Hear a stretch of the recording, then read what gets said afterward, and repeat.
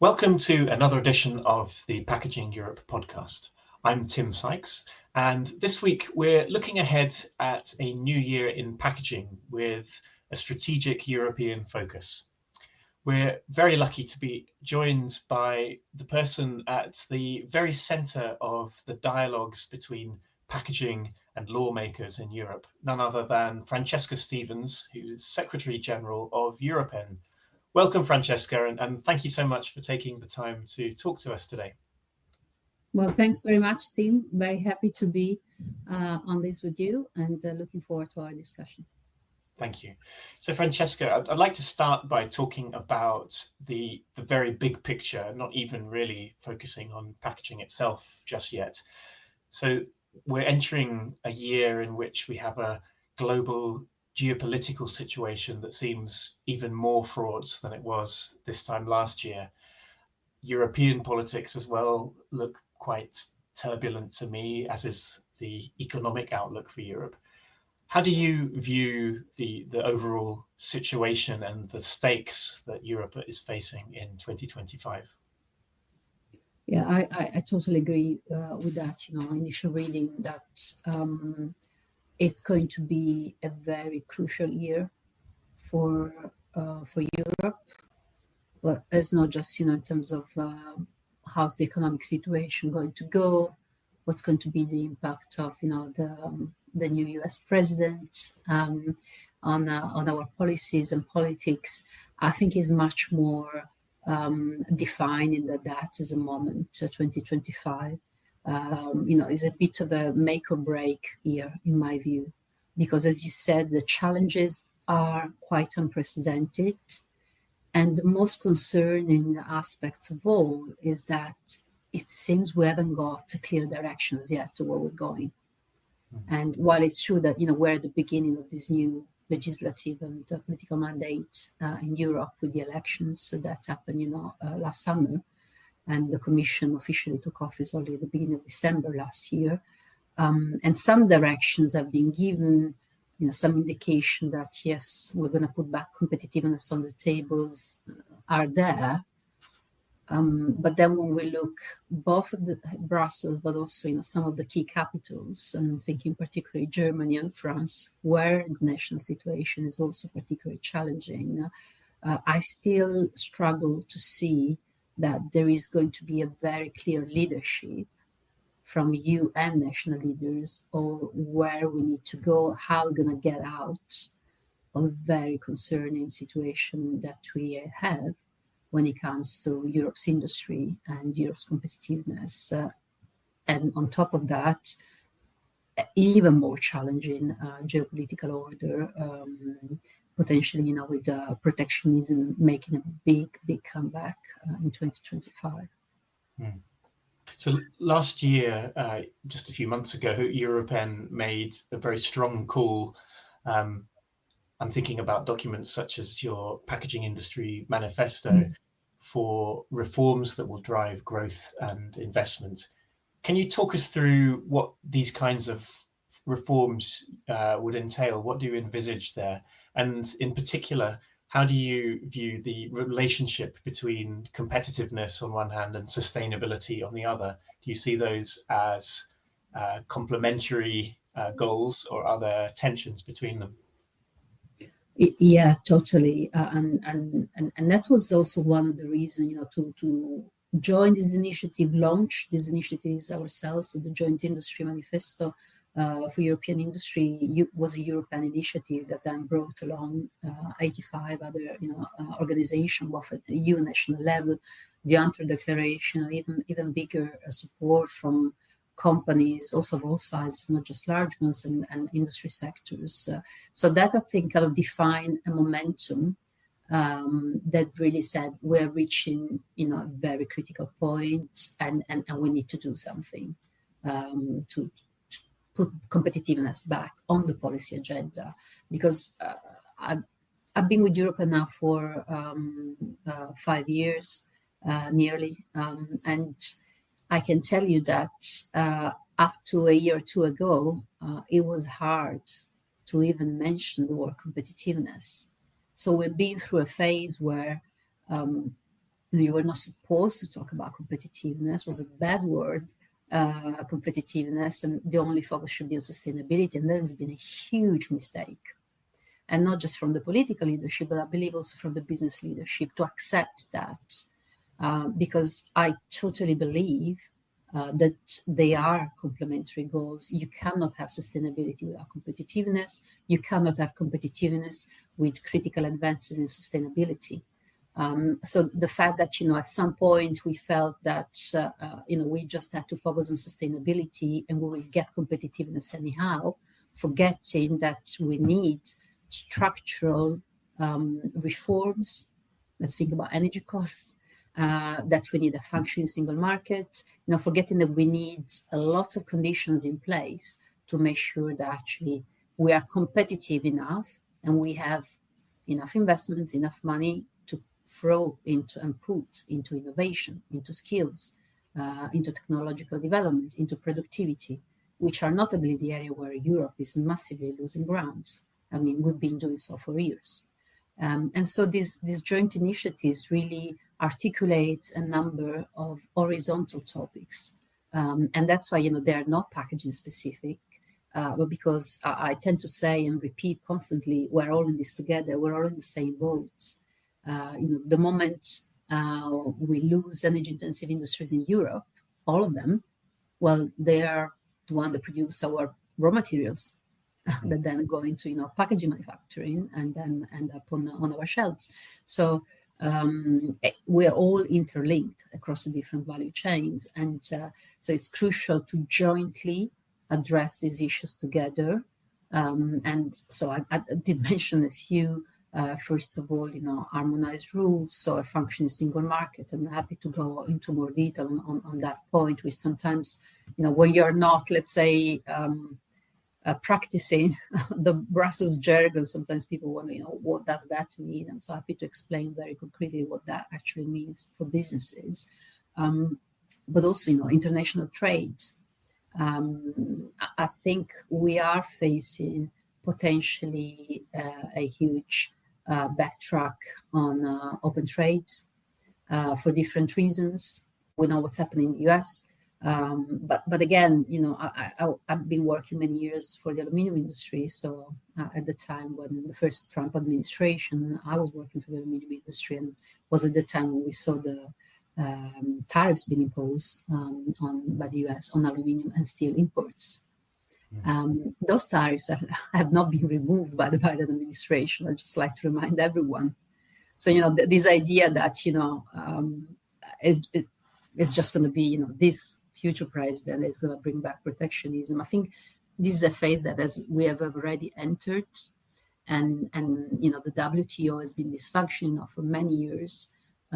It's not really easy to actually bring issues before the WTO and try to address them in an amicable way with another country, and the excitement of opening up or signing or concluding free trade agreement has gone. I mean, Mercosur took 20 years and is still not completed.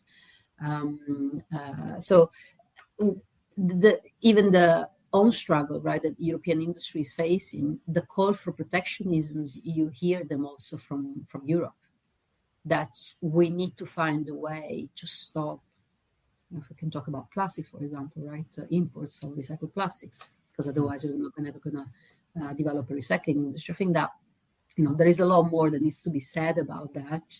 And so on trade, I think our approach must be to get our own house in order. So, of course, we need to contrast unfair trade practices. And for that, I believe we also need to strengthen our own trade defense instruments in Europe. But then we can't blame also loss of competitiveness that is linked to our own structural issues, like energy costs, for example, to the fact that, there are cheaper products out there that come into Europe. So I think we're going to have a very fine line when it comes to trade. That again would require calmness, very strong leadership, politically and from the business community. And because of the current challenges that we're facing, because the kind of pressure also political leaders are under, is easy to give in, to protectionist calls in the absence of the ability of actually addressing the structural causes of that loss of competitiveness. So trade, is a crucial topic. I mentioned briefly single market, innovation, skills. I mean, we continue to talk about that, but then at the same time, talking specifically about packaging is no different than any other sector. There is a big, let's say, difficulty in recruiting talents, being this university level, being these, workers specialized in operating machineries. So that struggle that essentially every industrial sector is facing, we are facing it too. So how do we bring back that interest, in the younger generation? How do we reskill our existing workforce to be able also to adapt, to the digitalization challenge? Those are topics now we've been talking for a while, but what is concretely happening? And is something concretely and on a large scale happening to support, this evolution, to make sure that we still have the skills that we need for Europe to be competitive. So, these are, I would say, very complex topics that really concern all industry. It doesn't matter the sector, and that's why it's so important that both European businesses, but also European politicians come together. Because we don't need national solutions. I mean, that's the other frustrating part, that sometimes we see individual member states thinking that they got the recipe and they can do it on their own. No, we need to do this together, European level, if we really want to somehow try to succeed, because it's not a given that we will succeed. If you take the example of what's happening in the automotive industry, if that's not a massive alarm bell, and I'm not sure anybody has the answer now, we're going to get, the ability to keep a competitive automotive industries in Europe. I'll be happy to hear the answer, because at the moment I think everybody's navigating in the dark. Thank you, Francesca. And one of the big strategic challenges that you've already alluded to is the preserving the health of the single market. How do you see the state of the single market at this time when it comes to packaging and packaging sustainability? And do you see the trend of the day pointing towards fragmentation, or supported by the intentions of PPWR towards harmonization? Well, I'm not too reassured. I must say, completely honest. But I do hope again that we're gonna see a change of attitude in 2025 when it comes to single markets. So just basically, what we mean by rules that allow goods to move freely across EU borders. And a single market is actually a lot more than that. There is also, the free movement of services, the free movement of people, the free movement of capitals. Well, on the people, we're doing quite well up to, I think, last year when we had to reintroduce some of the Schengen control for other reasons. A single market for goods was clearly, the one that was near completion until a few years ago. And so the focus was like, we need to complete it, and then, make sure we also have a functioning single market for services, for capitals, which is very much the hot topic of the moment, because suddenly, last year, we had a good thing, which was, finally, we're going to talk again about single market effects, the fact that there were reports written, the letter report, and some other activities. So there was, again, some kind of political and media visibility around it. Unfortunately, though, in practice, first of all, there is very little acknowledgement that the single market for goods, so the only one that was actually functioning super well and was near completion, it is being fragmented and is becoming increasingly, blown apart. And there are two main reasons for that phenomenon. One is the fact that member states feel like they have to adopt national legislation in order to deliver the circular economy agendas. So that is a lot driven by political reasons in the countries that they want to kind of, respond to the citizen concern. So in principle, right, is a good initiative. If it wasn't for the little detail, that the moment you do that, rather than at European level, on a national level, you're going to introduce a technical barrier. So it's not as such a duty, but it's a technical barrier that will have the equivalent effect of a duty, that therefore will impede the free movement of the goods across the union markets. And the other reason has been the fact that normally this measure would be sanctioned, or before even being sanctioned, the European Commission would normally intervene and tell the member states, you can't do that because that would result in a new barrier. And so we have seen a proliferation of this national measure, and on the other side, very little activity from the European Commission in enforcing its role. It's called the guardian of the treaty, because these principles are enshrined in the treaties of the European Union. And so the mix of these two elements resulted in a huge amount of unilateral legislation that has mushroomed across Europe, all member states, some more prolific than others. France probably topped all the member states in this respect. And packaging has been particularly hit because of the focus, right, on circular economy, on sustainability, on packaging waste prevention, and so on and so forth. So we have started to see labeling, marking regulations. So there is actually a couple of infringements going on at the moment on that. One is France with the Triman logo, and most recently Spain, because Spain also decided that it wasn't good enough to wait for the PPWR to actually introduce an harmonized sort instruction symbol. They were going ahead and impose their own national one anyway, just for companies then to have to change again as soon as the PPWR harmonized symbol comes into force, which is going to be in a couple of years from now. So, when we see these things, I mean, even talking about that seems quite absurd, because all of this does is not actually delivering any environmental outcomes, because what you're doing is causing even more consumers confusion. Sometimes these labels, national labels, don't even help consumers to properly dispose of their packaging, which is the crucial role that the symbol should have. And meanwhile, right, we have the PPWR. Then there have been, unilateral bans introduced, some like the French ban on fruit and vegetables packaging, plastic packaging of fruit and vegetables, has been only recently declared in violation of EU rules, not by the European Commission, by the French State Council. And that was, at the time it was not sanctioned for conflicting EU provision by the Commission when it was first presented. So we are really experiencing a massive issue in terms of single market fragmentation, because again, when you legislate on packaging, you actually not just impact in packaging, but you impact each and every packaged good that is put in circulation on the European market. And so potentially the impacts are huge.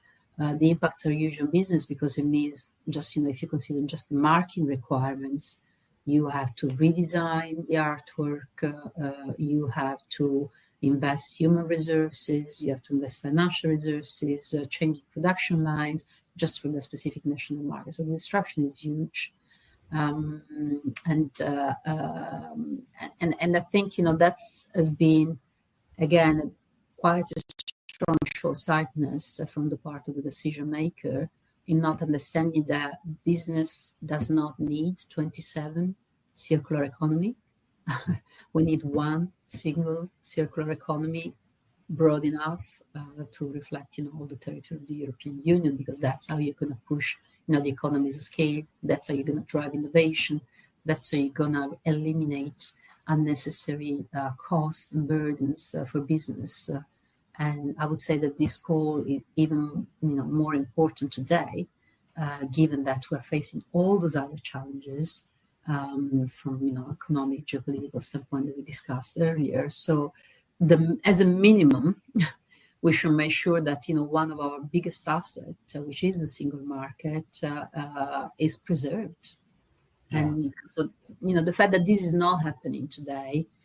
There are some declaration of intent. We're now going to wait and see what the horizontal single market strategy that has been announced by the Commission and is expected to be presented next June.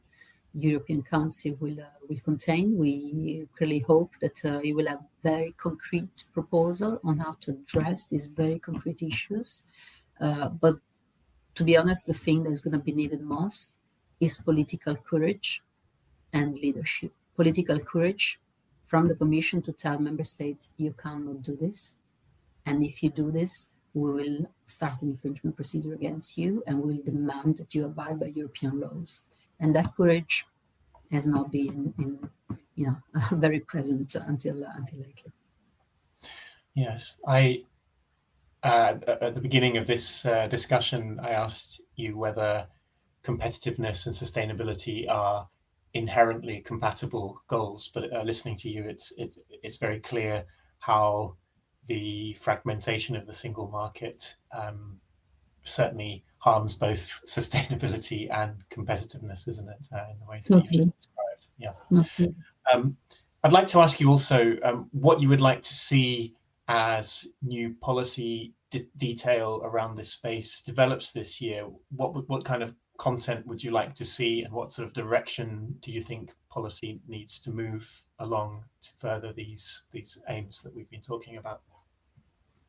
So as a general comment, I would really hope that once and for all, we're going to put ideology on side and we're going to receive and get and work on legislation that is actually based on evidence, that is based on data, that is based on science.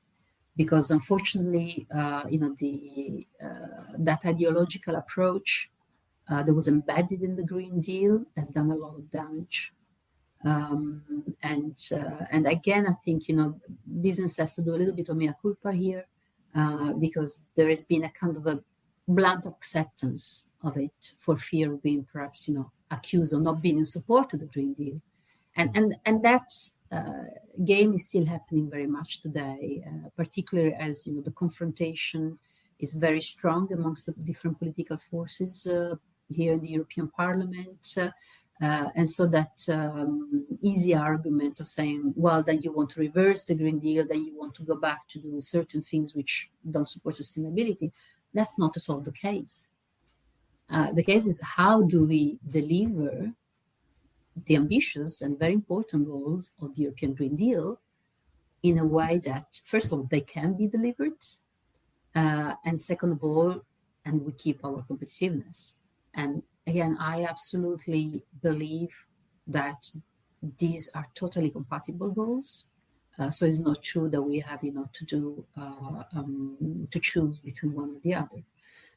So ideology has done a lot of damage, and that really must stay out of future legislation, because then it doesn't help us to solve the real problem. So to come more concretely into, what we need to actually advance packaging sustainability, now that we do have a regulation which is very ambitious, which still has certain flaws, but at the same time, it sets very good direction of travel. Let's just say packaging recyclability, right? That we as EUROPEN have supported and called for and been totally behind the European Commission with this. All packaging has to be designed so that it's fully recyclable, and that is the industry responsibility to deliver that goal. And also will have to be recycled in practice and the scale 5 years later. So 2030, design for recycle, and then 2035 will have to be recycled in practice and the scale. Otherwise, it will have to be banned. So the stakes are pretty high. And again, we totally supported also the second goal. But the little problem we have is that the PPWR leaves completely unaddressed the issue of the infrastructures, of the waste management. And so does the other piece of legislation that should have, even more than PPWR, dealt with these issues. And this is the Waste Framework Directive, which is the horizontal piece of legislation where the European level to regulate waste management on all sorts of waste streams. So the provision there, for member states to actually finally deliver on separate collection, sorting and recycling are very, very weak. And so it's no surprise that 2/3 of member states are expected to fail the recycling targets this year. The recycling target has been set back in 2018. and are due for 2025. And the Commission already more than a year ago now issued early warning letter to 2/3 of member states, indicating that they are concerned they will not meet these targets, and we know that they will not meet these targets for large parts. So that means we will not get the material back, and it's going to be hard, particularly for certain packaging application, to meet that recyclable scale objective. And so that means we will fail, right? Not we, industry, but all of us, society will fail. We will fail one of the key objectives of the circular economy, which is make sure we don't lose this material. These materials come back. Make sure we create a real single market for secondary raw material. We say we don't have enough. We're dependent on other countries. Well, we have the possibility. But then we need to fix, again, this structural issue, in this case, specifically the waste management infrastructure issue. And on that, unfortunately, is a very, very tough battle. We try to address some of this issue through PPWR. There was a lot of resistance. A lot of resistance that comes from different angles, comes first and foremost from the member states.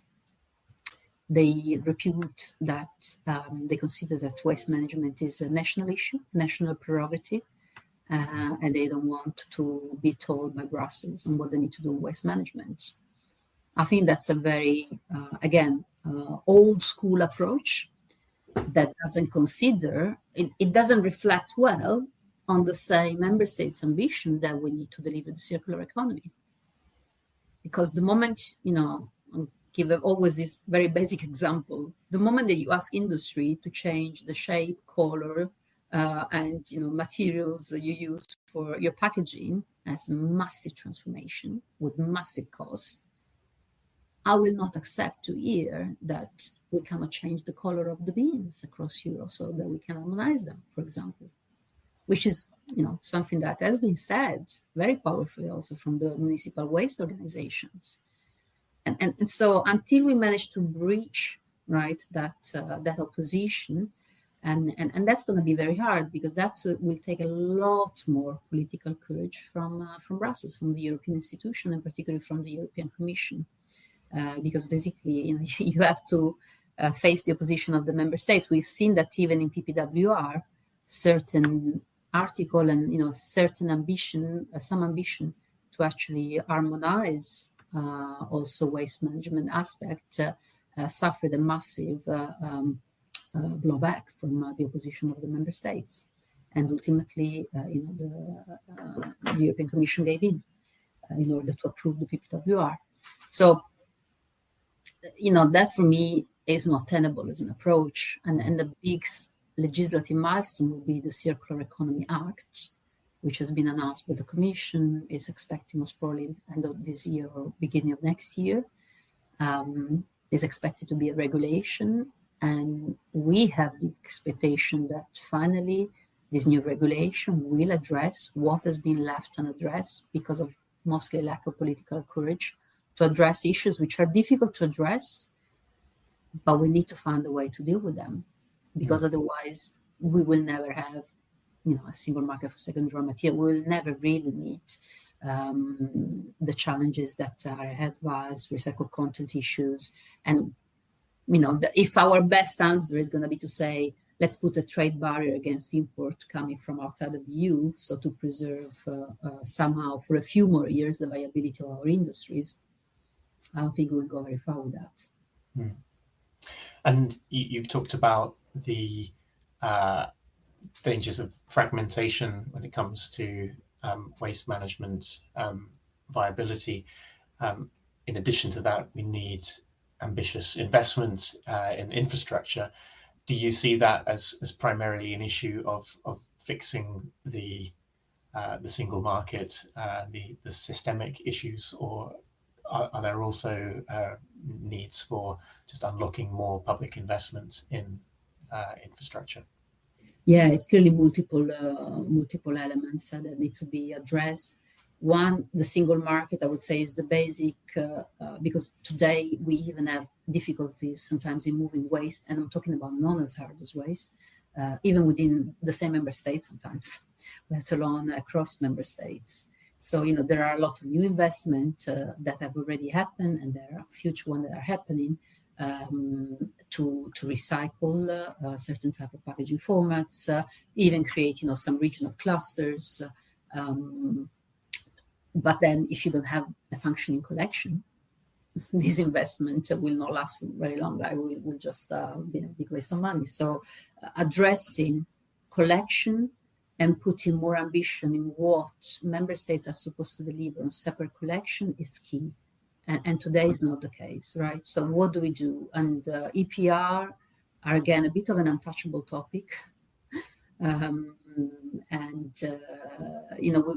got it wrong on EPR for packaging waste. I'm afraid we're going to get it wrong, continue to get it wrong as more EPR are emerging in different areas, textile, whatever is next, because we fail to understand that also for EPR you need more harmonization. Okay, so now for municipal waste, we already got EPR in place in nearly all member states. But for example, still hearing of countries that are thinking of putting in place a state-run EPR scheme, which means that the fees that are collected goes into the general budget. And to your point about investment, is that money going to be reinvested into sorting, collection, sorting, and recycling, or is it going to be used to finance the building of a bridge? How the finance minister will decide to use that money, right? And so, for me, certain key concepts, there are solutions around it, right? We have already called for this in PPWR, and we will continue to call for this as we didn't obtain it. The earmarking of EPR fees, for me, is a crucial principle. It doesn't require any kind of harmonization, but must be a principle embedded in all the EPR systems, right? And that will already make sure that the money is in the EPR schemes that function. We have some examples where Italy, we have Belgium. We do see that this is actually happening. Belgium had lots of new investment in new recycling, new sorting facilities. So that you see the results as well, right? When it comes to recycling rates. So this has to become certain key principles in order to improve the functioning of EPR schemes. Have to be introduced, through the Circular Economy Act. So that's going to be a key priority for us. Being totally mindful now of the challenge, because, as I said, there are so many different actors, and the one calling for strengthening harmonization and the introduction of these basic but really key principles are not that many. So the majority is the opposition. But then, we have to accept that we will fail in actually delivering the circular economy goals. Yes.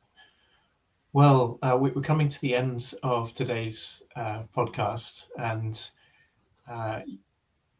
I hope that we haven't created too gloomy a picture for our audience as we sort of think about the year ahead of us. But certainly a lot of challenges and a lot of areas of concern that we need to have a clear picture of. And I'm very grateful, Francesca, for the clarity with which you've talked through these complex and fundamentally important issues.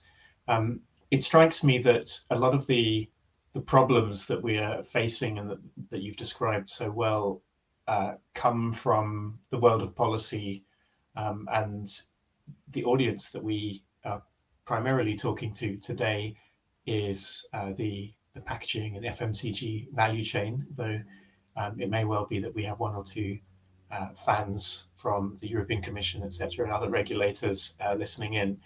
But I'd like, maybe as a parting message, to ask you, Francesca, to share with our primary audience, the packaging industry, how you think that they, as stakeholders, can positively impact this difficult landscape that you've been describing. Yeah, sure, and also probably to end on a more positive note as well, because I clearly believe that we can make things better, but that's the message also I would like to share, with fellow industry colleagues, is that it's also up to each one else, right? So it's actually understanding the complexity of these also political issues and regulatory issues that seem sometimes very remote. I think the understanding is that there is a lot more than just compliance, right? So there is also an engagement which is required, first of all, from the business leadership of each organization to actually directly engage on those discussions, because it cannot just be done here in Brussels. I like to underline that lots of these discussion and also the power struggles happen in the capitals and between the capitals in Brussels. So that businesses engagement again with the senior business leadership, it's very important. And then for the colleagues in more let's say operational roles, clearly it's important also to have full awareness of what's coming, and I'm talking more about compliance as well. So as EUROPEN, clearly we do everything we can to make sure beyond our membership, right, to spread the information, to spread awareness of the requirements, and really my plea to the business community, the packaging business community, is not to wait, because these are really major changes that are coming, impacting their operations, and also to, of course, feel free to reach out to us and if you can assist in any way. But we have put out there a lot of information, lots of assessment. We will put out some more in a few weeks as well. And we hope that this is really helpful also for smaller organizations, because there are not just big and large multinational out there. There are actually lots of, particularly in the food segment as well, lots of SMEs. So we hope that what we do is also useful for them to get a better understanding, but also very concretely what they're asked to do to be able to still put the packaging on the market in future. Thank you, Francesca, and I think also a thank you on behalf of industry for the role that EUROPEN plays. I can speak for ourselves that we find EUROPEN playing an invaluable role in helping to educate us as well as the value chain around the strategic challenges that are coming, and also to represent in a very coherent way those interests in Brussels and other capitals. So for our part, we will be looking to support EUROPEN and collaborate with you over the coming year in helping to reinforce that engagement with the packaging stakeholders. And we'll also be exploring these wider packaging sustainability challenges on the strategic level and the innovation agenda through our year-round work connected to the Sustainable Packaging Summit. So I will also give a plug for that right at the end of this podcast. The Sustainable Packaging Summit will be taking place this year in Utrecht in the Netherlands, as it grows and needs a larger auditorium than we've had in the last few years. And it's taking place on the 10th, 11th and 12th of November over 3 days. And one final announcement, the Sustainability Awards competition, the so-called Nobel Prize for Packaging Sustainability, is open for submissions now and will remain open until 14th of March. And we welcome entries from all over the world to this competition. For now, thank you so much once again, Francesca, for joining us today. Thank you. Thank you, Tim. Thank you. And thank you everyone for listening. We'll be back soon with another podcast. Goodbye.